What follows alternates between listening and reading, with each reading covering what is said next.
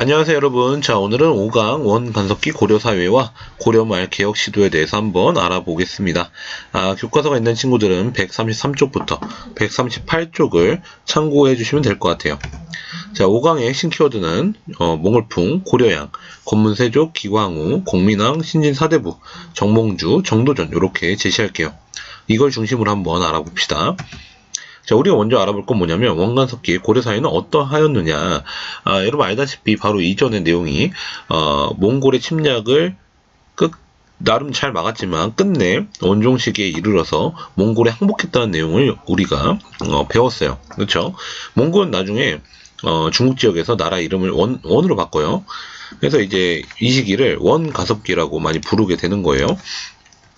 자, 일단 우리가 몽골의 침략에서 원종이 나름대로 외교적인 수완을 발휘해가지고 고려라는 국가 자체는 살려냈지만 원은 이제 우리나라 항복을 받았으니까 일부 영토는 직접 지배하려고 하죠. 그래서 동령부라든가 상성총관부 또는 탐라총관부 같은 거 둬서 직접적인 지배를 하고요. 그 다음에 개경에는 정동행성이라고 해서 일본을 정벌하기 위해서 약간 전진기지 형식으로 관청 하나 만들었는데, 일본 원정이 실패한 이후에도 이걸 폐쇄하지 않아요. 폐쇄하지 않고 고려의 내정을 간섭하죠. 이런 간섭이 있었다는 거. 그 다음에 우리가 어쨌든 원나라한테 항복했기 때문에 원나라 황제와 같은 호칭을 쓸 수가 없잖아요. 뭐 조, 종 이런 거 쓸 수가 없다는 거야. 그래서 이제는 왕이라는 칭으로 쓰죠. 왕. 근데 더 나아가서 그 앞에 충자를 꼭 붙여요. 충렬왕, 충선왕, 막 이렇게 충성한다는 거죠. 누구한테? 고려가 몽골한테, 고려가 원한테 이렇게 충성한다는 의미가 담겨있는, 이런 거죠. 자, 그리고 이 관청의 명칭도 바뀌어요. 그러니까 중서문화성, 상서성, 육부 이런 게 오른쪽에 나오는 이런 명칭으로 바뀌는데, 이것도 원나라랑 같은 관청 명칭을 쓸 수 없다는 거야. 격이 다르다 이거지. 너희는 우리랑 격이 다른데 어떻게 우리랑 같은 급으로 왕의 이름을 부르고 그 다음에 관청의 명칭을 붙이느냐. 너희 한 단계 낮춰라 이런 거죠. 그러니까 이런 명칭들은 다 원나라에 비해서 한 단계 낮춘 명칭이라고 생각하시면 될 것 같아요. 그리고 한편으로는 원나라에서 필요한 어떤 인적 자원이나 물적 자원 수탈하죠. 그래서 이전에도 나왔던 이야기, 공녀 있죠. 공녀. 여자들을 바치는 거야. 왜? 원나라에서 그걸 요구했거든. 고려의 여성들을 바쳐라. 그리고 또 원에서는 또 물건도 많이 뺏어갔겠죠. 여러분 예상하겠지만. 그래서 이런 공납이라든지 공여 문제 때문에 많은 백성들이 힘들었다는 내용을 참고로 아시면 될 것 같고요.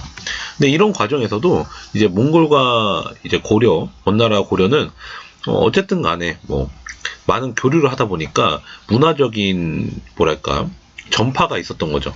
그래서 원나라 쪽의 문화가 우리나라한테 들어오기도 하고요.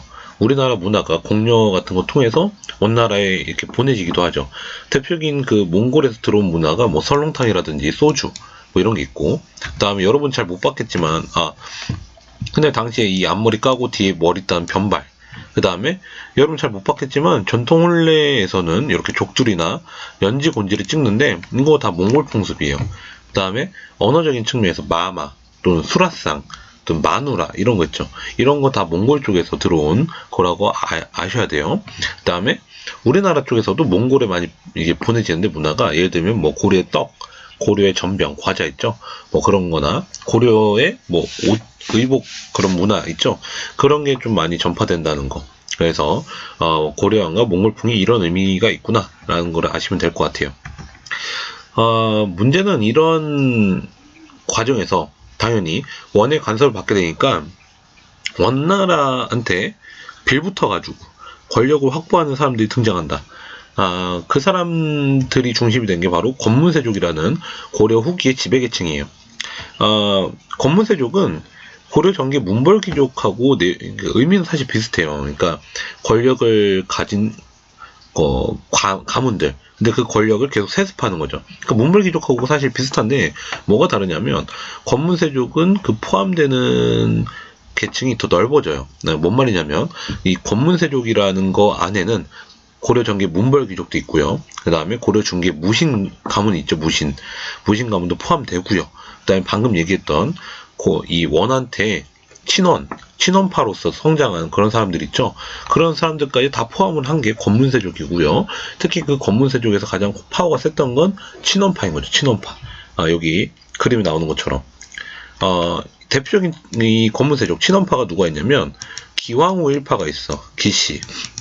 기왕후는 여러분 드라마로도 나왔었는데, 이 기왕후가 누구냐면 고려에서 공녀로 이제 몽골 원나라로 넘어갔던 여인인데, 이 사람이 몽골 황제의 황후가 된 거예요. 자, 엄청난 거죠. 우리나라 왕도 몽골 황제한테 막 이렇게 충성 이렇게 하고 있는데, 그 사람이 황후가 됐어. 자, 당연히 이제 이 기황후의 오빠라든지 친척들은 그 몽골 황제의 권력의 등에 업고 왕도 막 무시하면서 권력을 막 남용할 수 있다는 걸 여러분 예상할 수 있을 거예요. 여기서 나오는 이 사람은 아마 기황후의 오빠인 기철을 그린 것 같아요. 이런 사람들이 권력이 워낙 세니까 불법적으로 토지를 빼앗아서 막 농장 소유하고, 그다음에 가난한 백성들 노비로 만들죠. 마치 여러분 그 고려 건국할 당시에 모습이 떠오르지 않나요, 여러분? 광종이 그래서 노비 안건법 이런 거 했잖아요, 그렇죠? 그런 거랑 비슷하다고 볼 수 있어요. 자, 이러니까 다양한 사회 문제가 발생할 수밖에 없고, 이래서 공민왕이 개혁 정치를 해요. 공민왕이라는 왕이 좀 중요한데, 이 사람 충 안 썼잖아요, 그렇죠? 이 시기부터는 공민왕 이렇게 부르잖아요. 이 공민왕이라는 사람이 개혁 정치할 수 있었던 거는, 이 공민왕이 즉위할 때 정도가 되면 원나라가 좀 많이 쇠퇴해요.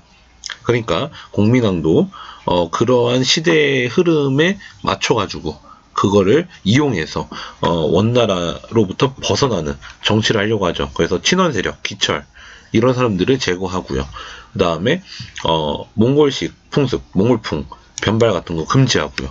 그 다음에 이 원나라가 아까 얘기했듯이 정동행성이라는 거 설치했지만, 이거를 고려의 정치 간섭하는 용도로 쓴다고 했잖아요. 이걸 없애버리고, 그 다음에 몽골이 직접 지배하는 이 쌍성 총관부 있죠. 이거를 공격해서 되찾아요. 참고로 동령부는 그 전에 충렬왕 때 다시 받긴 받아요. 자, 그리고 여기는 안 나와 있는데, 우리가 그 원종 토론할 때 자료에서 전민 변정도감 이런 얘기가 있었을 거예요.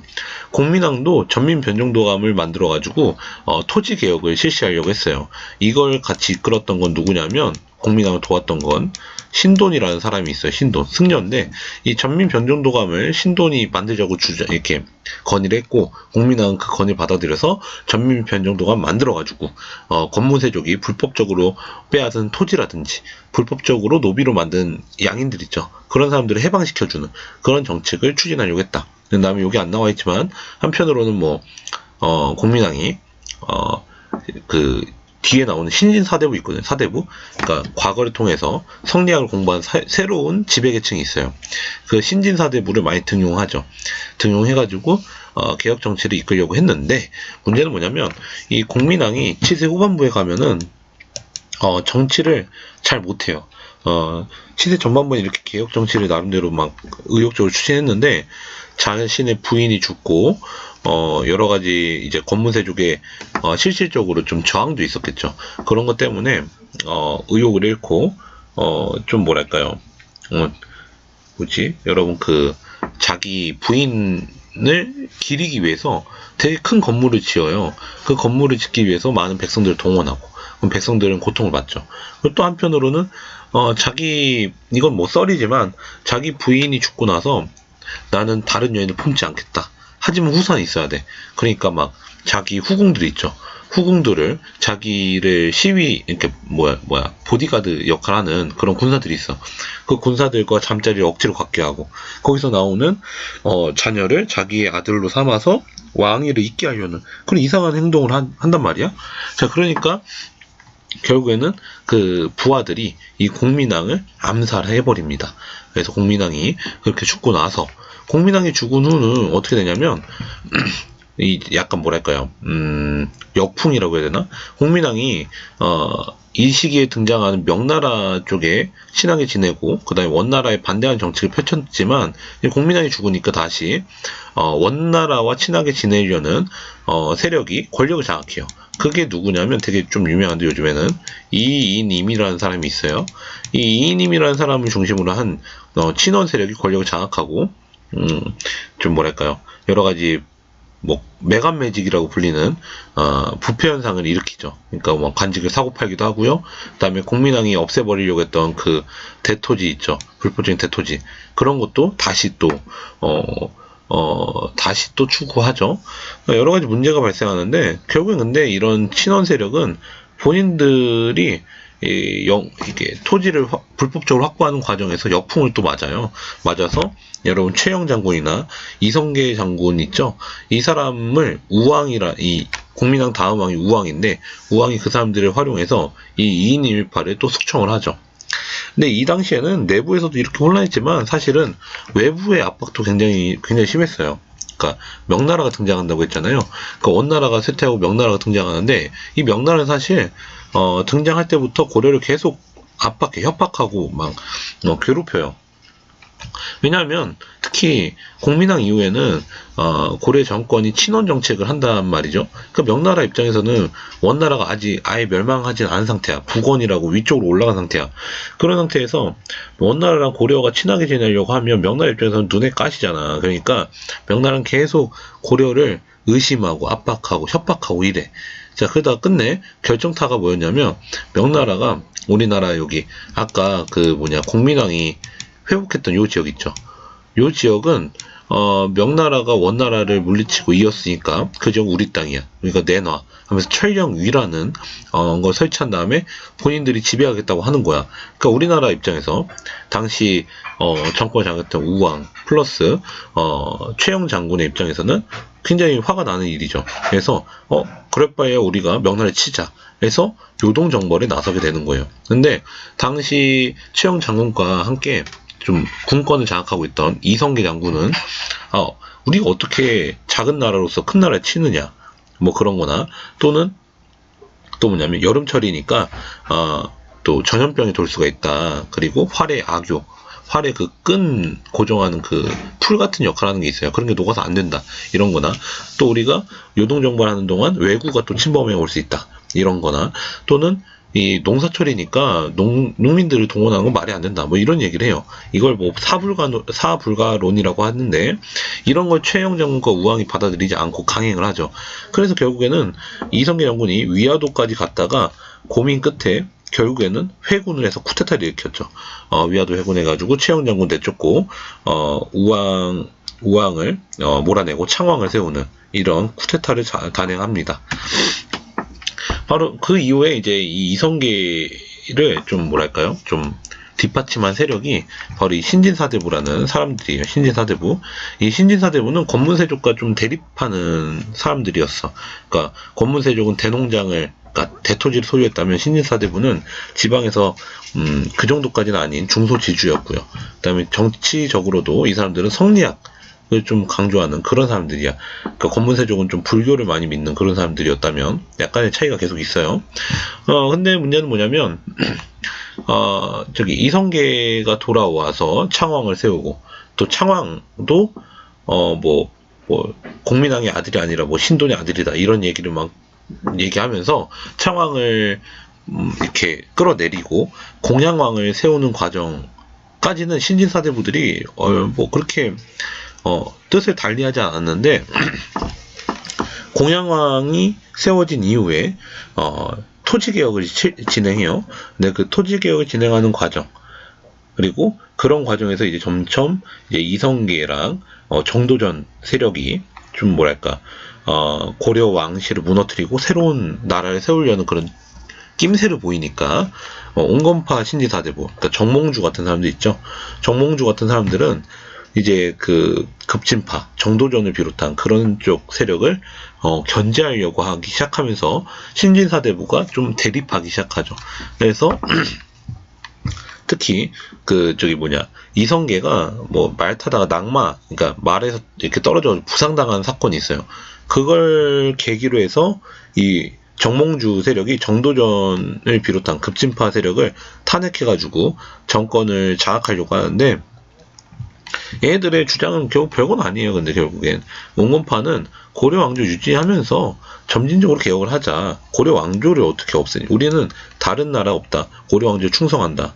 그 내에서 개혁을 할 수 있다. 충분히. 이런 주장이고, 급진파는 아니다. 세술은 세 부대에 담아야 된다. 고려 왕조 무너뜨린 다음에 새로운 왕조 세워서 새로운 국가로 가자. 뭐 이런 주장을 했는데, 이성계가 낙마하고 정도전 유배에 당하는 그런 급진파 쪽에 위기 상황이 처해지는데, 이때 이성계의 아들이 이방원이라는 사람이 있죠. 이방원이 이 정몽주라는 사람을 선주교에서 암살해버려요. 그쵸? 부하 파견해가지고. 그래서 원건파 쪽이 정몽주라는 대표를 잃어버리면서 패배하는 거죠. 패배하고 급진파 정도전이 이제 정도전을 비롯한 이 신진사대부가 이성계를 추대해가지고 공양왕이 물러나고 이제 이성계가 권력을 장악하고 왕이 되죠. 새로운 국가가 탄생하는 거야. 그게 바로 1392년에 조선이 건국되는 거예요, 여러분. 그래서 일단 여기까지 할 거고요. 수업 시간엔 주로 이제 이 신진사대부의 얘기 있죠. 고려를 멸망시키는 이 과정에서 고려 유지하면서 개혁하는 게 옳았는지, 아니면 고려를 멸망시키고 개혁하는 게 옳았는지, 뭐 이런 거에 대한 얘기를 조금 나눠보려고 합니다. 자, 일단 오늘은 여기까지 할게요. 수고했습니다.